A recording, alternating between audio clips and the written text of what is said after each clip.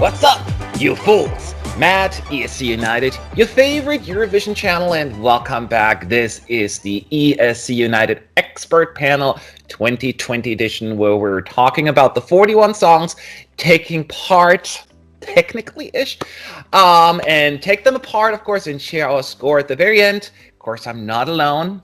Got Holly, I got Melanie, and I got Robert. And the four of us will talk about San Marino, the smallest nation in the running, and Senit has been selected internally. She previously represented San Marino in 2011. Didn't quite work out that year. This time around, she was sending the song Freaky. Drinks on rooftops and kiss in the dark. Dance around late at night in the park. Sparkle it up, dressing in colors. Cause life is good when we freaky, freaky, freaky. All right, you ready to talk about this, everyone? Robert, why don't you go first on this one? Your thoughts on San Marino? Yeah, so San Marino continued a trend that nearly every single country seemed to do for me this year, which is select my not favourite song from the national final. Sadly, when there's only two there, it was also the least favourite song in the national final. I find Freaky just a bit of a mess, to be honest, at times. I preferred Obsessed. I thought it was a little bit more well put together and well thought out. Freaky, it just hides Senit's vocals a bit too much for me. She doesn't really get a chance to show it off very much. I quite enjoy the chorus, that works for me, but the verses are a bit meh. The group vocals just feel a bit discordant at times, which is a bit of a worry for me, especially if that's in the studio version. Goodness knows what it would have sounded like live. Certainly there's a bit of that kind of San Marinese irreverence that I quite enjoy from them about it. It's a joyful performance, but overall, you know, this is kind of a bit... it's not really my kind of thing, and whilst I enjoy the humour and the daftness about it, it's not a song I'm really massively feeling. All right, those are Robert's thoughts. Melanie, you agree? What are your thoughts? Yeah, so I think San Marino thought last year we qualified finally with Senit, so we do the same in 2020. We pick a singer we already represented San Marino and give her a guilty pleasure disco club banger song. Yes. Yeah, Freaky is like a better version of Senit Say Na Na Na. I think that this kind of song, it could be loved by the Eurovision fans and has staging potential. So yeah, the song itself is a little bit dated, als like Say Na Na Na. But Senit bring it to life with a personality, and I see a lot of staging potential in the song. So I'm a little bit sad that I won't be seeing this staging of the song. But I think this song could be, if it was going to Eurovision, get the highest rank from San Marino to date. But sadly, it isn't going. But it's an okay song, but not perfect. Not perfect. Okay. Well, you know, when I listen to the song, you know, when you hear it, and you didn't even know what country's from, you flipping know it's San Marino. Do you know what I mean? It's like, yes. It's kind of song that you know, this is, it's like they have created their own genre by, you know, or like at least consistent genre that they're sending a style. It fascinates me though. But I do like Senit, like she's very confident and in her abilities and talent. Clearly, she loves the song. I don't know if it's apparent to the team that it's not as strong as they think it is, because there seems to be a very much confidence going on there. And one thing I noticed when I listened to it, I'm like, yeah, it's kind of cute, but I always feel as I tend to like songs from San Marino just for the fact that it's San Marino. Like, maybe it's the low bar that I'm setting, because let's be honest, if this would have been Sweden, right? I would have been like ripping that song apart. I'm like, what are you guys thinking? This one, Melodifestivalen? But here with San Marino, I feel like I'm always giving it a little bit of a break, and it's not fair. It's not fair. So I'm trying to put that aside, my bias towards my love for San Marino. But I do think that the song overall, I think Robert said it very well. it is a little bit of a hot mess, and it doesn't really give her the ability to really shine like vocally or anything. I think those are two drawbacks. The chorus is the fun part, the freaky, freaky, freaky, and everyone can sing along with that.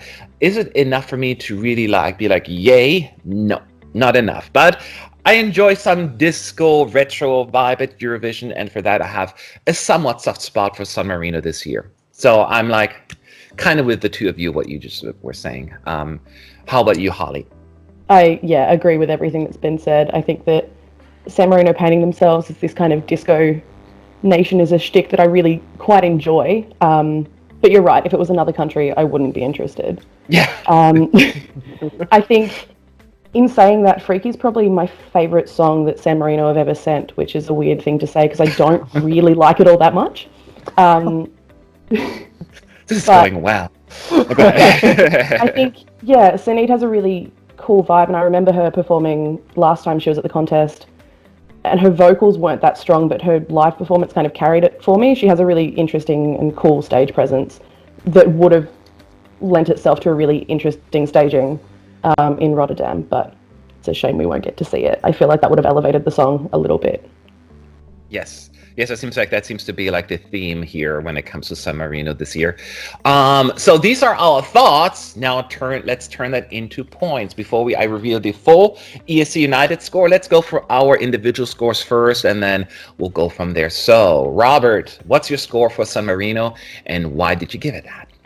So, as I've said, it's not my favourite entry by a long chalk this year. I hate to disagree so strongly with one of my fellow jury members, but I see this as a much worse version of Say Na Na Na. That was my second favourite song last year.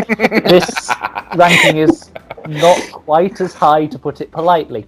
No, I feel that this song is just, it's just a mess, and it will always be a shame we will not have the chance to see how it would have done live. I agree with you guys there, but based on what we have and what I've heard, I'm giving it 5.5 out of 10. Okay, how about you, Melanie? Yeah, so as I said, it's a nice, fun, enjoyable club, disco, banger song. But that's about it. You know, it's fun to listen. I listen to it when it's on the radio. On my Spotify.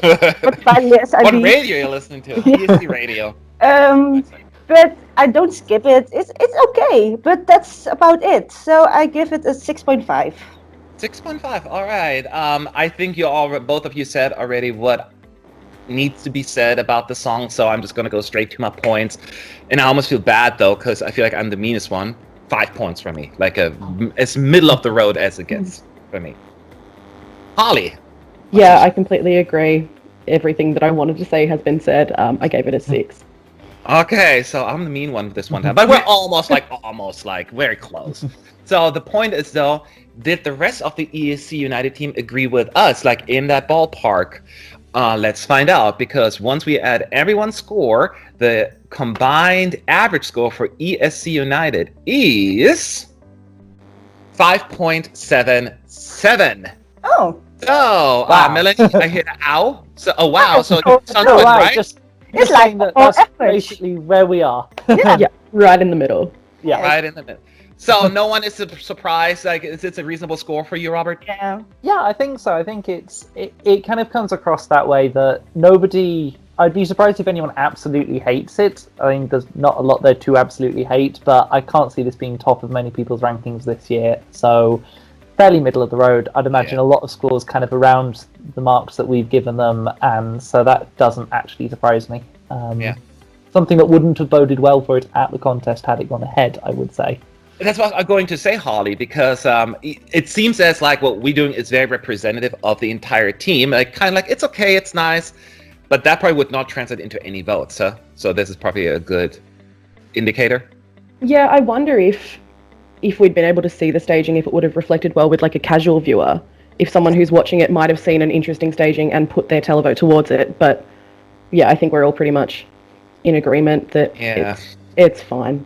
We'll never know. It's so sad. Yeah. But anyway, so just again, to make it official, 5.77 for San Marino. And in case you're wondering, this is where we're at as far as the rankings concerned. I'm putting the scoreboard on the screen right now. There are more songs and reviews to come. So don't think this is the end. Things can change. But what are your thoughts? Leave your thoughts below in the comment section. Would love to hear what you have to say. And if you want to watch the next video, make sure to hit that subscribe button, because you're going to miss it otherwise, right? Or you check back every day. That works as well. But that's way too complicated.